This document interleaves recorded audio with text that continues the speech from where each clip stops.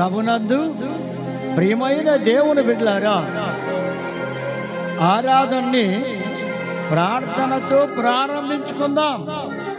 స్తోత్రం తండ్రి, పరిశుద్ధుడైన దేవుడు నాయన, మీ మహాప్రేమను బట్టి కృపను బట్టి మీ సన్నిధికి వచ్చాం.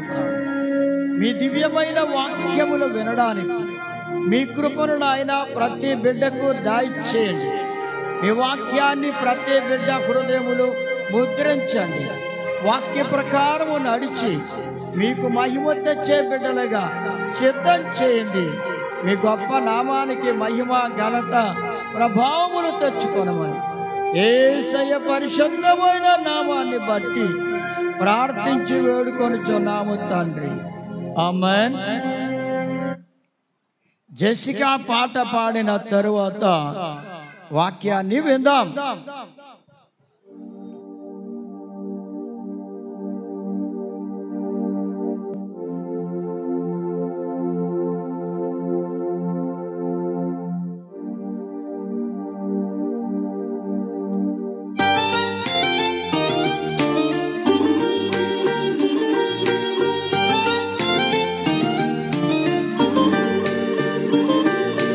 దేవా నా దేవా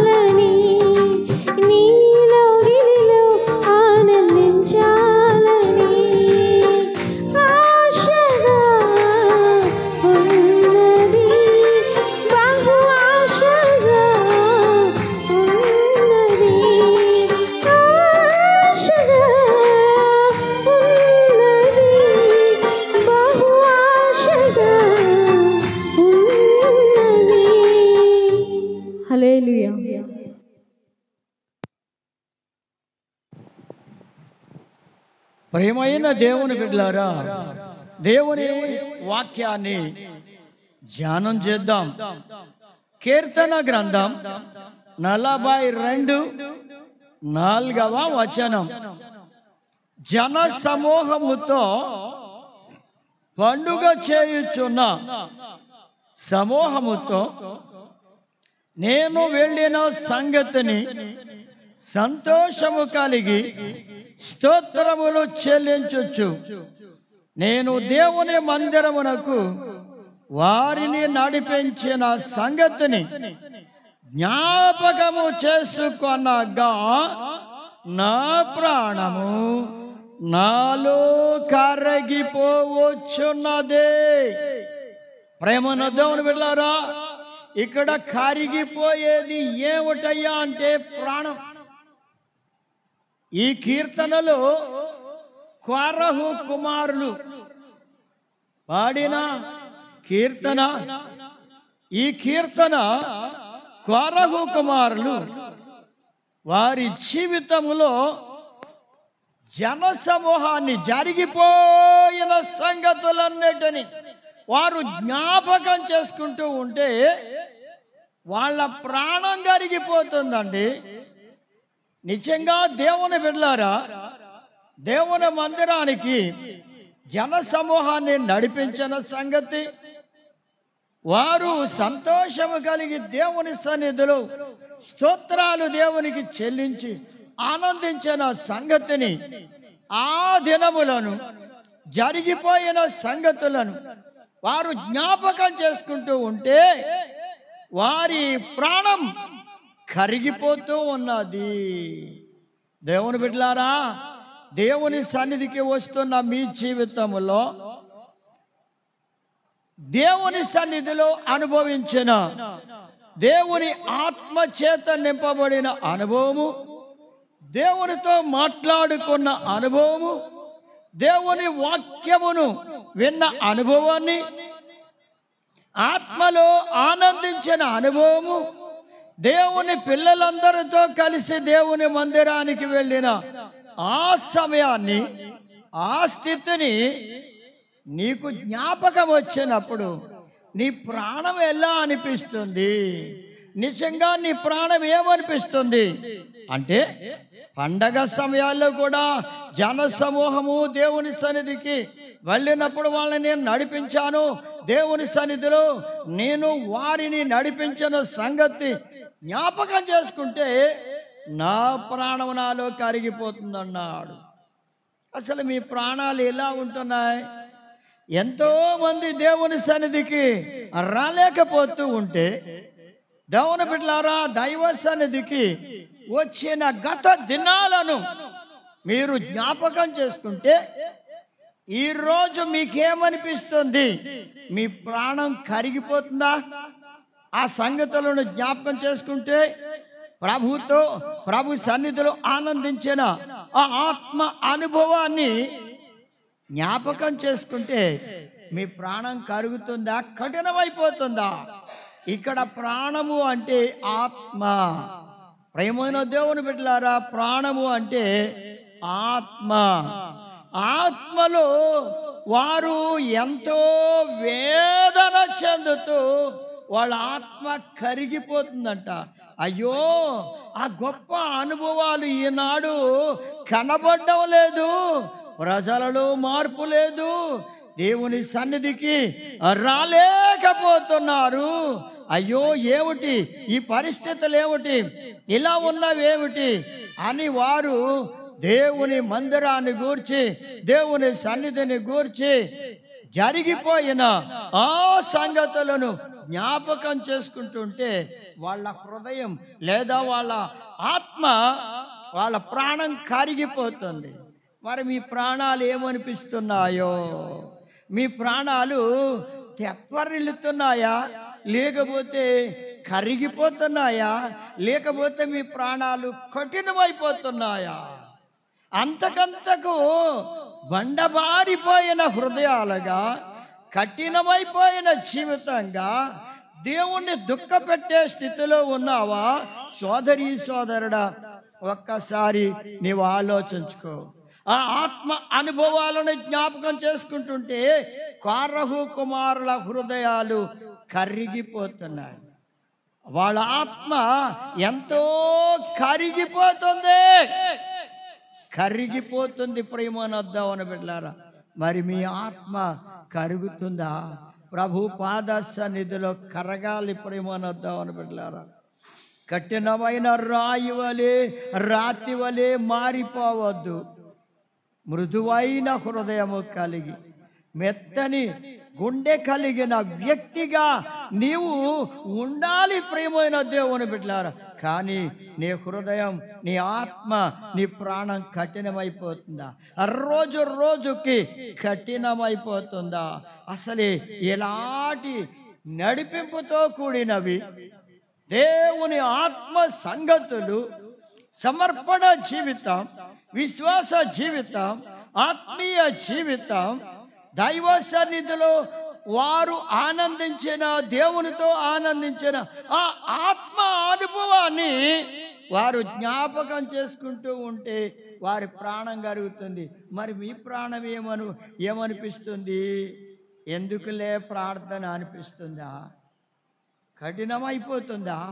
నా ప్రియ సోదరి సోదరులారా, వారి ప్రాణం కరిగిపోతుంది వారిలో. కనుక ఎవరినో చూచి మనము ఆలోచించవలసిన పని లేదు. మన ప్రాణమును గూర్చి మనం ఆలోచించాలి. చూడండి, ఒక ధనవంతుడు తన ప్రాణాన్ని గూర్చి ఆలోచిస్తున్నాడు.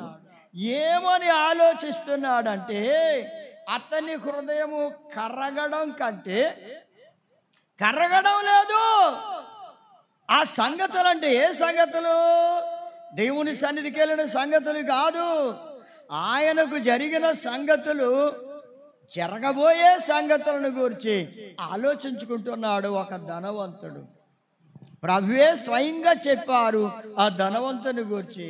అతను ఏం చేశాడంటే, రాత్రి మంచం మీద పండుకొని ఆలోచిస్తున్నాడు, తన ప్రాణంతో చెప్పుకుంటున్నాడు. వినండి, ఎవరితోనో చెప్పుకోవడం లేదు, తన ప్రాణంతోనే తాను చెప్పుకుంటున్నాడు. తన ప్రాణంతో తాను చెప్పుకుంటున్నాడు. ఏమనంటే, అధికంగా పంటలు పండాయి ఈ సంవత్సరం. ఈ పంటలన్నీ, పండిన పంట అంతా సమకూర్చుకోవడానికి కొట్లు చాలవు. ఈ చిన్న కొట్లను విప్పి పెద్ద కొట్లను కట్టి ఈ ధాన్యమంతా అందులో నిలవ పోస్తాను. నా ప్రాణమా, నీకు అనేక సంవత్సరములకు సరిపడినంత ఆహారమును నేను దాచిపెడతాను, పెద్ద గొడౌన్స్ కట్టి అని తన మనసులో తన ప్రాణంతో తాను చెప్పుకుంటూ ఉన్నాడు. ఆ ప్రేమను దేవుని బిడ్డలారా, తన ప్రాణము దేవుని గురించి ఆలోచించలేదు. అసలు ప్రాణం ఎవరిచ్చారు? ఎక్కడి నుంచి వచ్చింది? ఆ ప్రాణమును కాపాడేవారు ఎవరు? ఆ ప్రాణమును నిలవబెట్టేవారు ఎవరు అన్న మాట మరిచిపోయాడండి. ఇది నా ప్రాణమే, నా ఇష్టము అనుకుంటున్నాడు. తాను ఎన్నో ఆశలు పెట్టేసుకున్నాడు.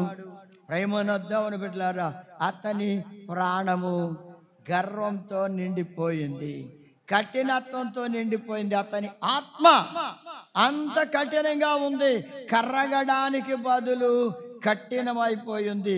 నీకేమీ పర్వాలేదని తన ప్రాణంతో తాను చెప్పుకుంటున్నాడు. అలాంటి పరిస్థితుల్లో దేవుడు ఆ రాత్రి అతనితో మాట్లాడాడు. నా సోదరుడా, ఈ రాత్రి నీ ప్రాణాన్ని నేను అడుగుతున్నాను అని అనగానే అతని ప్రాణము దేవుని దగ్గరికి వెళ్ళిపోయింది. అతను సంపాదించిన, అతను అనుకున్న ఆలోచనలు, అతను తన ప్రాణంతో చెప్పుకున్నవి ఏవి కూడా నెరవేరలేదు. ఆలోచించండి ప్రేమను దేవుని బిడ్డలారా, మా ప్రాణం కరగాలి. కరగడానికి కఠినం చేసుకుని గర్వించి అతిశయంగా మాట్లాడుతున్నాడు. ఎంత పండించాను, ఎంత సంపాదించాను, నీకేం భయం లేదు, అనేక సంవత్సరాలు సరిపోతుంది అన్నాడు.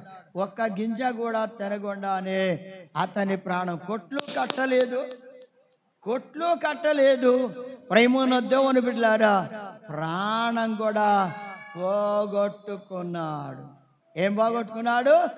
ప్రాణాన్ని కూడా పోగొట్టుకున్నాడు. అసలు ప్రాణాన్ని చూడండి, మరణము నుండి ప్రాణమును విడిపించేవాడు దేవుడు తప్ప ఎవరూ లేరు. కనుక మరణాన్ని తప్పించుట దేవుని వశములో ఉంది. మరణం తప్పడం అనేది దేవుని వశంలో ఉంటే మానవుని యొక్క ప్రాణం ఏర్పడదండి. అంతలో కనబడి అంతలో మాయమైపోయి ఆవిరి వంటిది కాదా?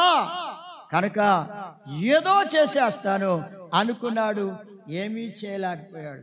అందుకే యాకోబు రాసిన పత్రికలో 4వ అధ్యాయములు అంటున్నాడు దేవుడు. ఏమని చెప్పాడంటే, ప్రేమన్న దేవుని బిడ్డలారా, రేపేమీ జరుగుతుందో తెలియదు గనుక నీవు చెప్పుకోవలసింది ఒకటే ఆలోచించాలి. ఏమిటయ్యా అంటే, దేవుని చిత్తమైతే ఇది చేయగలను, అది చేయగలను అని దేవుని మీద ప్రాణాన్ని పెట్టుకోవాలి. ఆశ దేవుని మీద మన ప్రాణము ఆశ పెట్టుకుంటే, దేవుని చిత్తమైతే ఇది చేస్తాను, లేకపోతే లేదు అని మనం మాట్లాడుకోవాలి. కానీ ఆ సోదరుడు అలా మాట్లాడలేదు. నీకేం పర్వాలేదు, అనేక సంవత్సరాలకి సరిపడినంత నేను సమకూర్చేస్తున్నాను, పెద్ద కొట్లు కడతానని అతను చెప్తున్నాడు తన ప్రాణంతో. నా ప్రియ సోదరి సోదరుడా, మానవుని ప్రాణం ఎప్పుడు వెళ్ళిపోతుందో ఎవరికి తెలియదు. అందుకే ప్రాణం ఉండగానే దేవుని చిత్తం ఏదో తెలుసుకోవాలి, దేవుని ఉద్దేశం ఏదో తెలుసుకోవాలి. మన ప్రాణము కరిగిపోతూ ఉంటే ఆ ప్రభును గూర్చి ఆయన సన్నిధిలో ఆయన మాటలు వింటున్నప్పుడు, ఆయన వాక్యాన్ని వింటున్నప్పుడు మన ప్రాణం కరుగుతూ ఉంటే, నా ప్రియమైన దేవుని బిడ్డలారా, దేవుని గూర్చి నా జ్ఞాపకం చేసుకుంటే, దేవుని మీద కోరహు కుమారులకు ఎంత ఆశ ఉన్నదో ఆ ఆశను వాడు బయలుపరుస్తున్నారు. వారి ప్రాణం కరిగిపోతుందని చెప్పడానికి గల కారణం ఏమిటంటే, దేవుని మీద వారికి ఎంత ఆశ ఉందో ఆ ఆశను వారు బయలుపరుస్తున్నారు. వాళ్ళ లోపల, వాళ్ళ ప్రాణము లోపల ఉన్న ఆశను బయలుపరుస్తున్నారు. ప్రియమైన దేవుని బిడ్డలారా, మరి దేవుణ్ణి జ్ఞాపకం చేసుకుంటున్నారు వాళ్ళు. మరి నీవు దేవుణ్ణి జ్ఞాపకం చేసుకున్నావా? లోకాన్ని జ్ఞాపకం చేసుకున్నావా? ఆస్తుల్ని జ్ఞాపకం చేసుకున్నావా? అంతస్తుల్ని జ్ఞాపకం చేసుకుంటున్నావా? శరీర సుఖాలని జ్ఞాపకం చేసుకున్నావా? శరీర కార్యాలని జ్ఞాపకం చేసుకుంటున్నావా? వీటన్నిటిలో నా ప్రాణము ఆనందించాలి అనుకుంటున్నావేమో ప్రేమన దేవుని బిడ్డలారా. నీ ప్రాణము ఎప్పుడు దేవుడు పిలుస్తాడో నీ ప్రాణాన్ని నీకు తెలియదు. ఎప్పుడు పిలిస్తే అప్పుడు వెళ్ళిపోవాలి. ప్రాణం ఇచ్చిన వాడు ఆయనే గనక ప్రాణాన్ని తీసుకోగలిగిన వాడు కూడా ఆయనే. ఎందుకంటే ఇది అందరికీ తెలిసిన సత్యం. ఏ మానవుడు భూమి మీద శాశ్వతంగా మాత్రం ఉండలేడు అన్న సంగతి అందరికీ తెలిసిన విషయం. కనుక ప్రేమను దేవుని బిడ్డలారా, ఆ ప్రాణాన్ని ఇచ్చిన దేవుడు ఎప్పుడు మరలా ప్రాణాన్ని తిరిగి తీసుకుంటాడో అది ఎవరికి తెలియదు.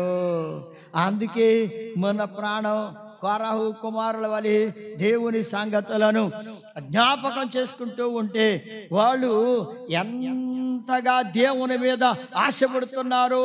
ఆ జరిగిపోయిన సంగతులన్నీ జ్ఞాపకం చేసుకుంటూ ఉంటే, దేవుని సన్నిధికి ప్రార్థనకి వెళ్ళిన ఆ సంగతిని, పాటలు పాడిన ఆ సంగతిని, సంతోషంతో దేవునికి స్తోత్రాలు చెల్లించిన ఆ పరిస్థితిని, దైవ కార్యాలు జరిగించిన ఆ సంగతులను అవన్నీ వాళ్ళు జ్ఞాపకం చేసుకున్నారు. మరి ఇవన్నీ నీకు జ్ఞాపకం రావడం లేదా? వాళ్ళు జ్ఞాపకం చేసుకుంటే వాళ్ళ ప్రాణం కరిగిపోతుంది. నువ్వు జ్ఞాపకం చేసుకుంటున్నావా లేదా? జ్ఞాపకం చేసుకుంటే నీ ప్రాణం కూడా కరగాలి. కానీ కరుగుతుందా? నా ఇష్టమైతే వస్తాను ప్రార్థనకి, కష్టమైతే మానేస్తాను. అయినా ఎక్కువ సమయం అయితే నేను అసలు ప్రార్థనలోనే ఉండలేను, ఉండను కూడా. ఓ టైం ఉండాలి, ఓ టైం ప్రకారం జరగాలి అని తలస్తూ ఉన్నావేమో. దేవుని బిడ్డలారా, నీవు ఎంత పెందల గడ వస్తున్నావో, నీవెంత పెందల గడ ముందుగా వెళ్ళిపోవాలనుకుంటున్నావో ఒక్కసారి ఆలోచన చేయి. ఎందుకు అంటే దేవుని వాక్యం నీతోనే మాట్లాడుతుంది. దేవుని వాక్యం నీతోనే మాట్లాడుతుంది. ఎందుకంటే దేవుని సన్నిధికి వెళ్ళినప్పుడు వాళ్ళు ఆ సంగతులన్నీ, జరిగిపోయిన సంగతులన్నీ జ్ఞాపకం చేసుకుంటే వాళ్ళ ప్రాణం కరిగిపోతుంది అండి. మరి మీ ప్రాణాల గురించి మీరు ఎప్పుడైనా ఆలోచించుకున్నారా? నా ప్రాణమా యెహోవాను సన్నుతించు. దావీదంతట మహాభక్తుడు అంటున్నాడు, నా ప్రాణమా యెహోవాను సన్నుతించు అని. దేవుణ్ణి సన్నిధించమని తన ప్రాణమును గురించి చెప్పుకుంటున్నాడు. ఎందుకంటే నీకు నా ప్రాణమా యెహోవానికి చేసిన ఉపకారాలు దేన్నే మరవవద్దు. అదే ప్రాణము, ఆత్మ. ప్రాణమన్న ఆత్మే కనుక ఆత్మను గూర్చి ఆయన ఎంత చక్కగా ప్రార్థన చేస్తున్నాడో చూడండి, లేదా కీర్తన పాడుతున్నాడో చూడండి.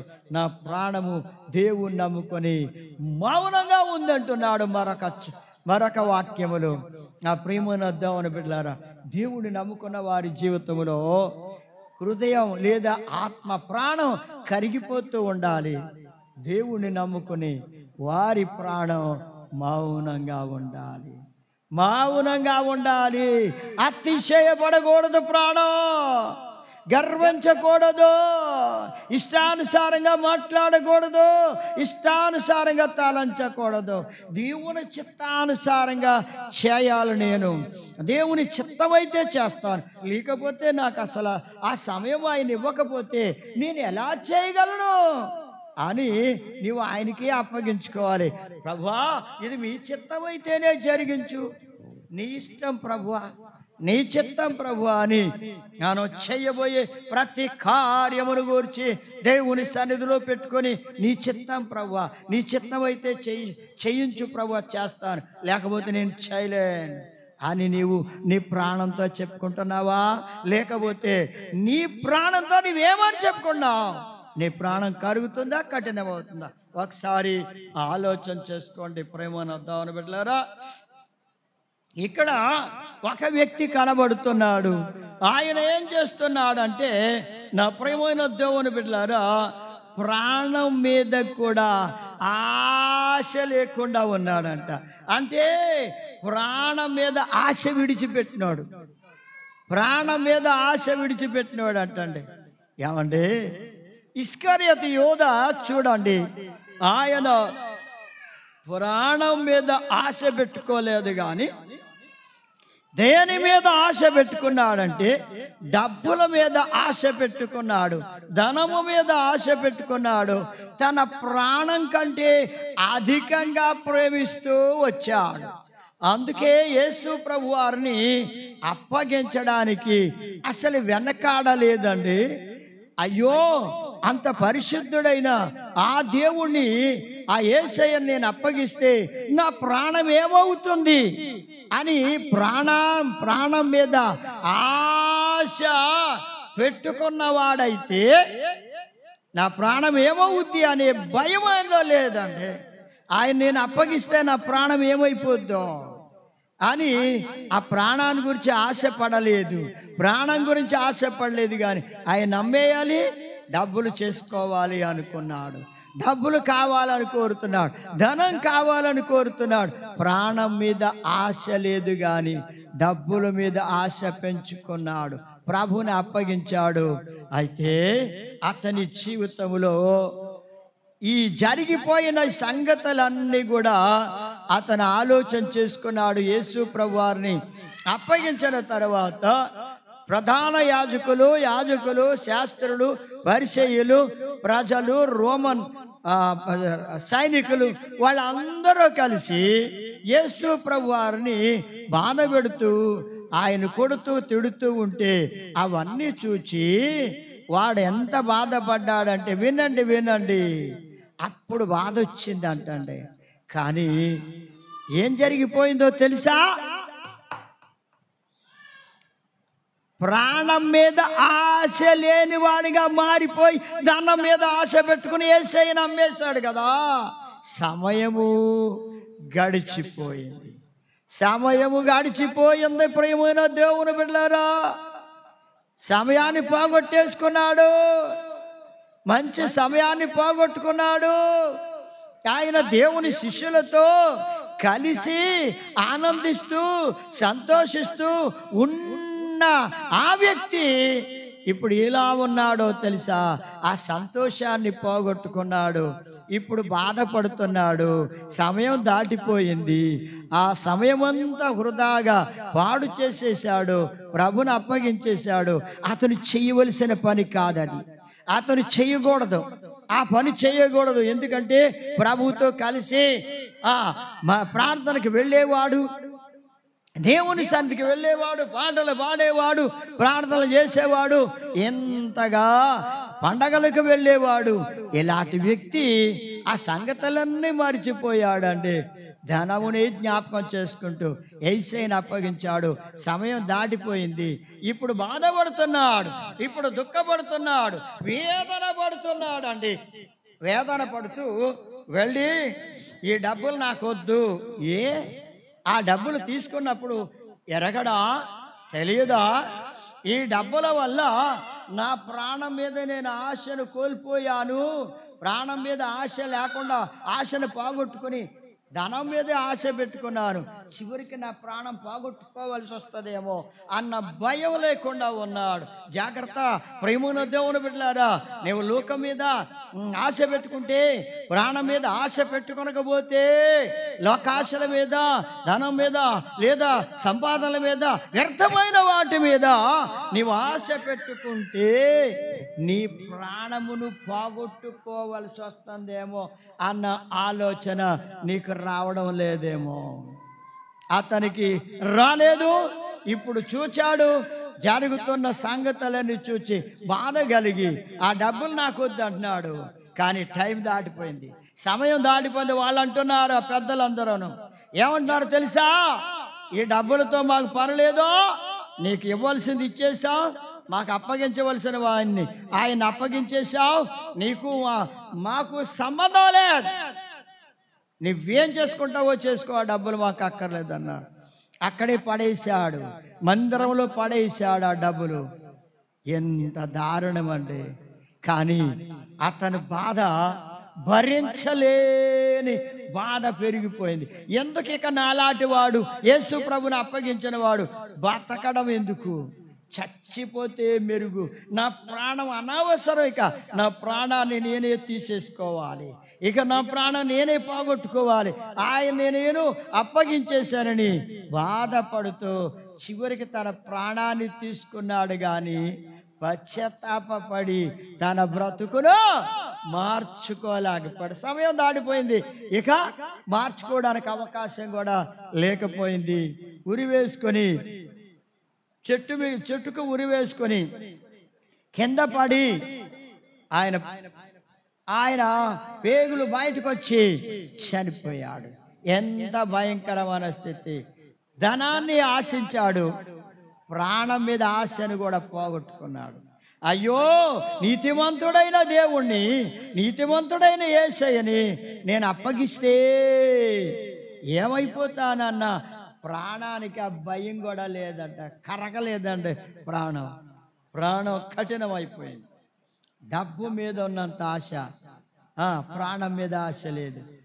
ప్రాణం మీద ఆశ లేని వాళ్ళు అనేక మంది తమ ప్రాణాలని పోగొట్టుకుంటున్నారు. ఎందుకు? ప్రాణం చచ్చిపోయిన బాగుండును, చచ్చిపోతే బాగుండని కష్టాలు, శ్రమలు, శోధనలు, బాధలు తట్టుకోలేకపోతున్నావు. ఎందుకు నేను బతకడం? నా ప్రాణం పోతేనే, పోగొట్టుకుంటేనే బాగుండని ప్రాణాన్ని పోగొట్టుకుంటున్నారు అనేక మంది. ప్రాణం యొక్క విలువను ఎర్రగాని పరిస్థితి, ప్రాణం యొక్క విలువ ఎర్రగాని పరిస్థితి అండి. ప్రేమను దేవుని ఒక్కసారి ప్రాణం పోతే మళ్ళా తిరిగి ఆ ప్రాణం వస్తుందా? తిరిగి సంపాదించుకుంటారా? ఆ ప్రాణం వల్ల రాదు. అందుకే ప్రేమను దేవుని బిడ్డలారా, ప్రాణం ఎంతో విలువైనది, నీ ఆత్మ ఎంతో విలువైనది. నీ ఆత్మ దేవుని మీద ఆశ పెట్టుకుంటే ధన్యుడు అవుతావు. దేవుని మీద ఆశ పెట్టుకున్నాడు పేతురు గారు. ఆయన అబద్ధం ఆడేశాడు, 3 సార్లు అబద్ధం ఆడాడు. అలాంటి పేతురు గారు దేవుని మీద ఆశ పెట్టుకొని నేను ఎందుకు అబద్ధం ఆడానని దూరంగా వెళ్ళిపోయి పశ్చాత్తాపడి ఏడ్చి ఏడ్చి ఏడ్చి ప్రభు పాదాలు పట్టుకుని తన హృదయం, తన ప్రాణం కరిగిపోయింది. అతని ప్రాణం కరిగిపోవడం వల్ల దేవుడు అతన్ని కనికరించాడు. అతనికి మరలా తిరిగి నూతన మనస్సును ప్రసాదించాడు. ప్రేమనొద్దామని బిడ్డలారా, నీ ప్రాణం కరిగితే, నీ ఆత్మ దేవుని సన్నిధిలో కరిగి కన్నీరు కార్చి ప్రభును బ్రతిమలాడుకుంటే దేవుడు నిన్ను నీ పశ్చాత్తాపాన్ని చూచి కరుణిస్తాడు, ఆదరిస్తాడు. ప్రేమనొద్దామని బిడ్డలారా, కనుక శ్రమల్లోనూ శోధనలోనూ ప్రాణం పోగొట్టుకోవాలని ఆలోచన చేయొద్దు. వాటిలో కూడా ప్రభు మీద నీ మనస్సు పెట్టుకుంటే, నీ ప్రాణం దేవుని మీద ఆశ పెట్టుకుంటే తప్పకుండా నీవు విడిపించబడతావు. నీ కష్టాల నుండి, నీ శోధనల నుండి, నీ శ్రమల నుండి, నీ బాధల నుండి, నీ వ్యాధుల నుండి, నీ శోధనల నుండి, శ్రమల నుండి విడిపించబడతావు. ఆశ్చర్యరీతిగా తప్పించబడతావు. అయితే ప్రేమనొద్దామని బిడ్డలారా, ఇస్కరియోతు యోధ తన ప్రాణాన్ని పోగొట్టేసుకున్నాడు. ఏమి లాభం? ఏమి లాభం అండి? ఆలోచన చేయండి ప్రేమనొద్దామని బిడ్డలారా. సమూయేలు మొదటి గ్రంథం 1వ అధ్యాయం 15వ వచనంలో చూస్తే ఇక్కడ ఒక సోదరి కనబడుతుంది. ఆ సోదరి ఏం చేస్తుందో తెలుసా ప్రేమనొద్దామని బిడ్డలారా?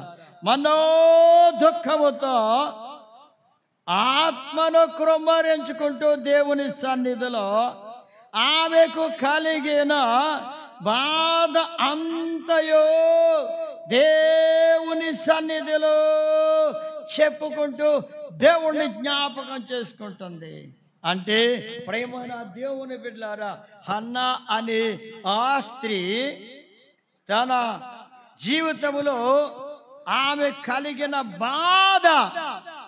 కలిగిన బాధ ఎవరు తీయలేకపోతున్నారు.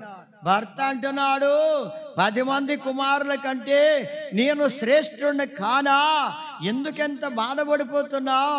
ఇంత మనోదుఖంతో ఉంటున్నావు, ఇంత వేదనతో ఉంటున్నావు? 10 మంది కుమారుల కంటే ఎక్కువైన వాడిని కాదా? నేను నిన్ను అంత ఎక్కువగా ప్రేమిస్తున్నాను కదా, నీవు ఎందుకు ఇలా బాధపడుతున్నావు అన్నాడు.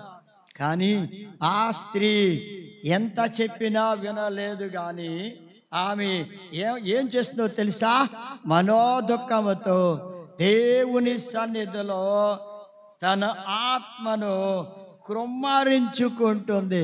కన్నీళ్లతో, రోదనంతో తన ఆత్మను, తన ప్రాణాన్ని కుమ్మరించుకుంటుంది. ఆత్మను కుమ్మరించుకుంటుంది, దేవుని సన్నిధిలో కుమ్మరించుకుంటుంది. తన కలిగిన బాధ అంతా జ్ఞాపకం చేసుకుంటుంది, దేవునితో చెప్పుకుంటుంది, జ్ఞాపకం చేసుకుంటుంది. కొరహు కుమారులు జ్ఞాపకం చేసుకున్నారు. వాళ్ళు గత దినములలో ఎలా జరిగిందో అవన్నీ జ్ఞాపకం చేసుకుని హృదయం కరిగిపోతుంది వాళ్ళకి.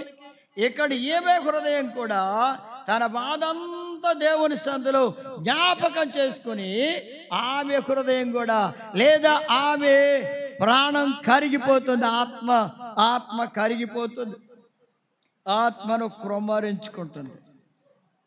ఇలా కృమ్మరించుకుంటూ ఉంటే ప్రియమైన దేవుని బిడ్డలారా, అక్కడ ఆ మందిరములో ఉన్న దైవ భక్తుడు ఏలీ గారు అన్నారు, అమ్మా ఎంతసేపు నీవు ఇలా ఇక్కడే ఉండిపోతావు?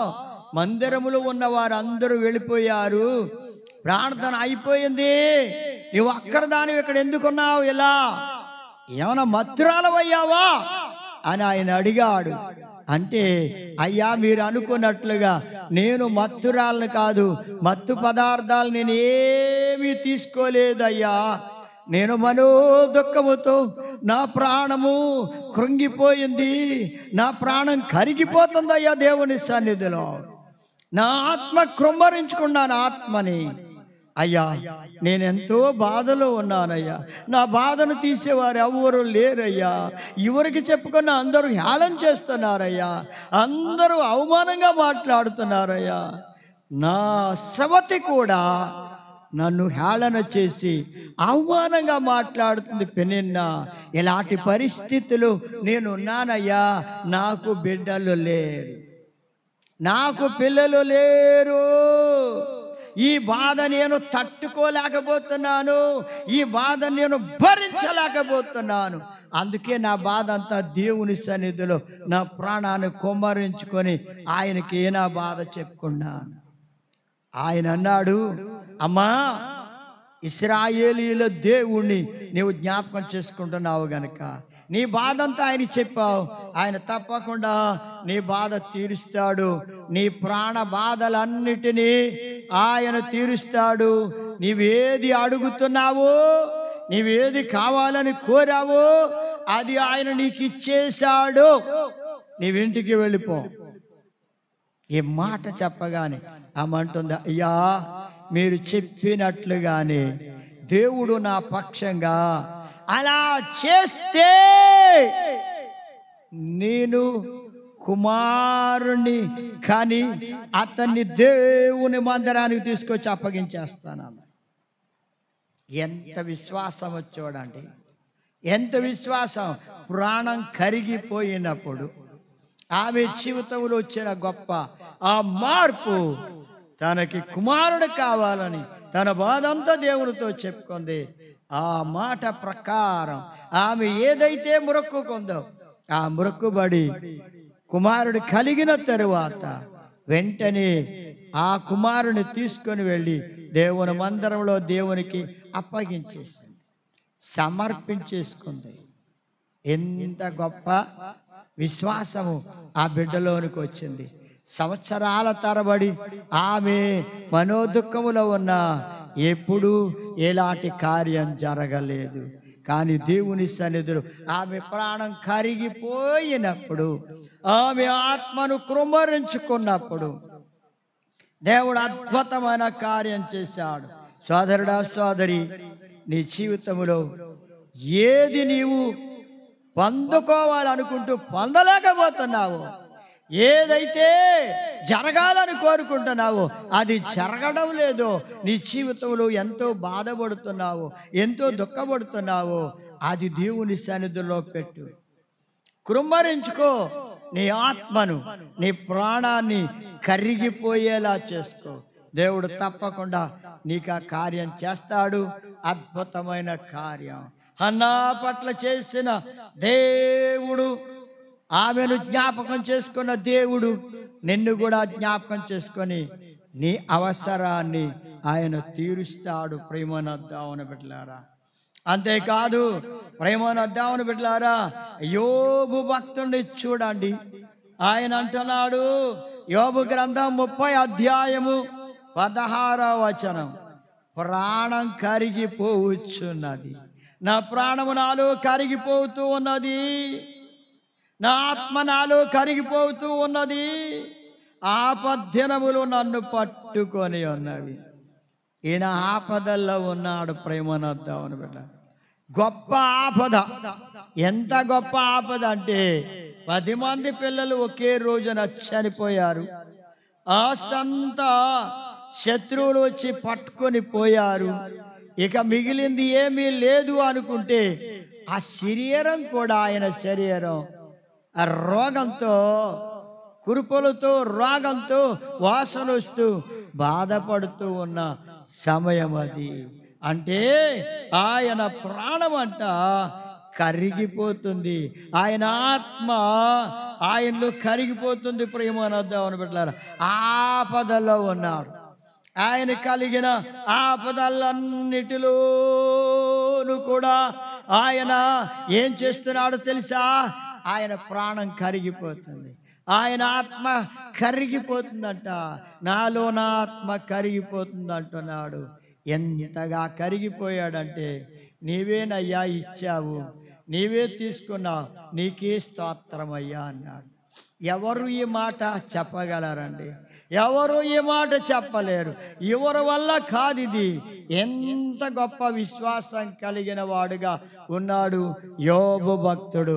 నా ప్రియ సోదరి సోదరులారా, యోబు భక్తుని వలె శ్రమలలోను ఆపదలలోను కష్టములోను ఆ ఆపదలో కూడా నీ హృదయము దేవుని సన్నిధిలో కరిగిపోతూ ఉంటే దేవుడు తప్పక నీ ఆపదలను జ్ఞాపకం చేసుకొని నీకు మేలు చేస్తాడు. ఆయన మరలా నీవు బాగుపడతా. ఇక నేను బ్రతుకుతానండి, ఇలా అయిపోయింది, నాకు ఈ రోగం ఇలా వచ్చింది, నేను ఇక బ్రతకనులే, నా బిడ్డలు అన్నీ అయిపోయినాయి, ఇక శరీరం చూస్తే ఇలా అయింది, ఇక నేనేం బాగుపడతా, నేనేం బ్రతుకుతానులే అనుకున్నాడు ఆయన. అలాంటి ఆయన మరలా బాగుపడ్డాడు. ఎవరు బాగు చేశారండి? ప్రభువే అతన్ని బాగు చేశారు. అతని దగ్గరకు వచ్చి అతనితో మాట్లాడి దేవుడే స్వయముగా యోబు భక్తుని దగ్గరకు వచ్చి యోబును పిలిచి యోబు అని పిలిచి అతనికి మరలా ఆరోగ్యమును కలగజేశాడు. ప్రభు స్వస్థతను కలగజేశాడు, బాగు చేశాడు. బాగొట్టుకున్న దానికి రెండంతల ఆస్తి ఇచ్చాడు.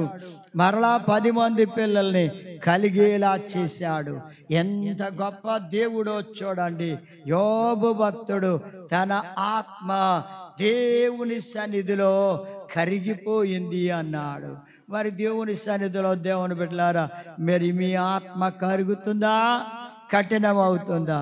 చూడండి, దేవుని వాక్యంలో ఏమంటున్నాడంటే 97వ కీర్తన 5వ వచనంలో, అగ్నికి పర్వతములు మైనము వలె కరుగునట్లుగా. అగ్నికంట మైనం ఎలా కరిగిపోద్దు, పర్వతాలే దేవుని సన్నిధిలో కరిగిపోతున్నాయి అన్నాడు. అవును, పర్వతాలే కరిగిపోతున్నాయంటే కఠినమైన పర్వతాలు. సోదరుడా సోదరి, నీవు కరుగుతున్నావా? నీ ప్రాణం కరుగుతుందా? నీ ప్రాణం ఇంకా కఠినమైపోతుందా?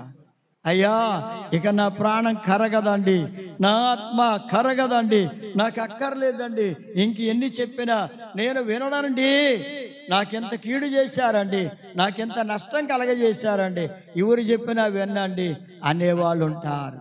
కానీ ప్రేమనొద్దాం అని పెట్టారా, ఇక్కడ యోబు భక్తుడు తన ప్రాణం దేవుని సన్నిధిలో కరిగిపోతుందన్నాడు. అలాగే అగ్నికి మైనం ఎలా కరిగిపోద్దో అగ్ని దగ్గర తీసుకొస్తే నీళ్ళల్లా కరిగిపోతుంది.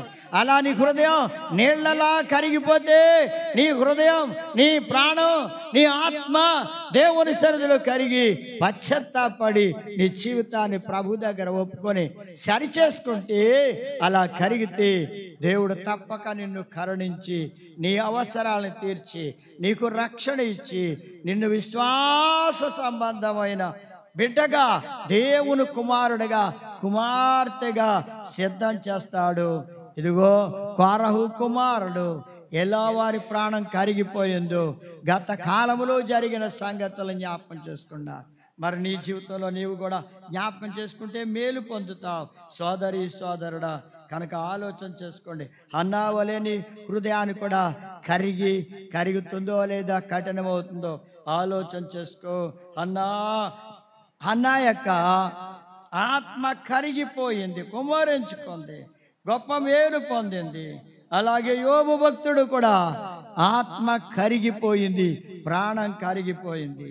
అలా దేవుని బిడ్డలారా, మైనం వలె అగ్నికి మైనం కరిగినట్లుగా పర్వతాలు దేవుని సదులు కరిగిపోతున్నాయి. వారిని కఠినత్వాన్ని విడిచిపెట్టి దేవుని మాటకు లోబడి దేవుని వాక్య ప్రకారం జీవిస్తే నీ హృదయం కరిగితే, నీ జీవితం కరిగితే, నీ ఆత్మ కరిగితే నువ్వు మేలు పొందుతావు, పరలోక రాజ్యములో ప్రవేశిస్తావు, రక్షించబడి ఇట్టి గొప్ప కృప దేవుడు నీకు అనుగ్రహించును కాక.